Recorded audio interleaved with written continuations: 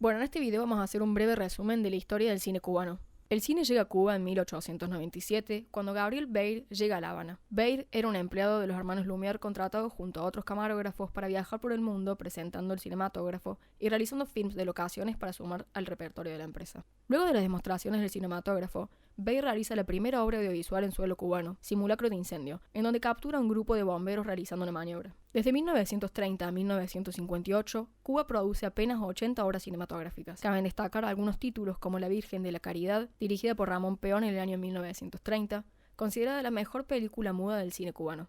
Estaba sonorizada, pero los discos se perdieron. La Serpiente Roja, dirigida por Ernesto Caparrós, es el primer largometraje de ficción sonoro cubano que estrenó en 1937. La década de los 60 fue el periodo más significativo. Los críticos la consideran la época de oro del cine cubano. En 1959, el movimiento revolucionario provocó la caída del presidente de facto, Fulgencio Batista, quien se encontraba en el poder desde 1952, con la llegada del líder del ejército guerrillero Fidel Castro. La revolución considera al cine como una herramienta de educación. Por lo tanto, el 25 de marzo de 1959 promulga la Ley 169, primera ley de cultura del nuevo gobierno que creaba la ICAIC, Instituto Cubano del Arte e Industrias Cinematográficos. El instituto se encargaba de la producción y el estímulo a la creación de obras audiovisuales y luego a la distribución de las mismas. Uno de los objetivos del gobierno revolucionario era la educación del público utilizando los recursos disponibles y las instituciones. La Cinemateca de Cuba fue la encargada de ofrecer ciclos de películas que fueron tomados de archivos existentes. También iniciaron el programa de los cines móviles, que consistían en camiones equipados para proyectar films en toda la isla.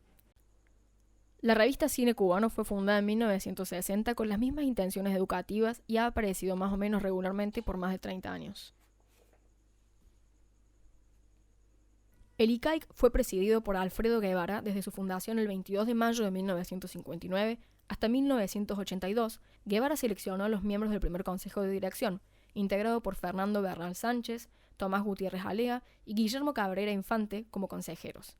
Gutiérrez Alea dejó la dirección del instituto poco después de su creación y se convirtió en una de las principales figuras de la realización de largometrajes ficcionales. Entre las películas más reconocidas producidas entre 1959 y 1969, cabe mencionar Memorias del Subdesarrollo en 1968 de Gutiérrez Alea. Los críticos cinematográficos cubanos la eligieron como el film más importante de la historia del cine de dicho país. Asimismo fue elegida por el Instituto Británico de Cine en 2012, quedando en el lugar 144 entre los mejores films de la historia. En los inicios de los años 70, la revolución empieza a mostrar síntomas de crisis, tanto hacia el interior de la isla como en las relaciones internacionales. Los debates sobre la cultura durante estos años se volvieron intensos. El autor Fornet utiliza el término de quinquenio gris para referirse a los años 1971 a 1976, momento en el que muchos intelectuales y artistas fueron marginados debido a la represión y censura ejercida desde las instituciones. Se inició la llamada etapa historicista o un cine retro, que es una manera de evitar la crítica a la revolución enfocando la temática en las raíces del país. Hay un énfasis en la reinterpretación de la historia cubana. Algunas de las películas que vale la pena mencionar son El brigadista de Octavio Cortázar en 1977, Sergio Giral con su conocida trilogía El otro Francisco en 1974, Ranchador de 1976 y Maluala de 1979, sobre la esclavitud y la rebelión de los esclavos, y Sara Gómez con De cierta manera en 1974. Sara Gómez fue la primera mujer cubana en dirigir un largometraje en la isla. Mientras desarrollaba su labor como asistente de dirección, inició su carrera en la dirección de documentales. Las temáticas fundamentales de su obra fueron la cultura popular, las tradiciones, la marginalidad, el racismo, el feminismo y la inclusión social de las mujeres. Fue asistente de dirección de la cineasta belga Agnès Varda en el documental Saludos cubanos de 1963.